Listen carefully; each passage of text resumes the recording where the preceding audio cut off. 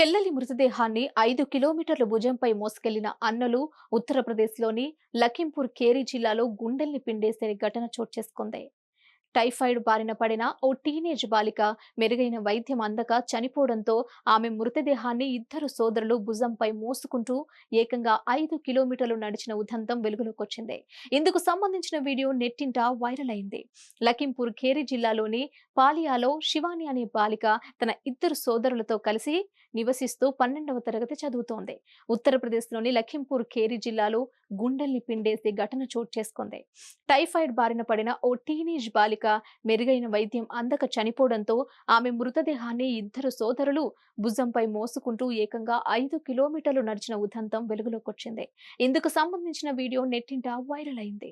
లఖింపూర్ ఖేరి జిల్లాలో పాలియాలో శివాని అనే బాలిక తన ఇద్దరు సోదరులతో కలిసి నివసిస్తూ 12వ తరగతి చదువుతోంది. 2 రోజుల కిందట శివాని టైఫాయిడ్ బారిన పడింది. ఆమెను సోదరులు స్థానిక వైద్యునికి చూపించగా మెరుగైన చికిత్స కోసం పెద్ద ఆసుపత్రికి తరలించారని సూచించారు. కానీ కొన్ని రోజులుగా కురుస్తున్న భారీ వర్షాలు, వరదల కారణంగా పాలియాలోని రోడ్లన్నీ కొట్టుకుపోయాయి.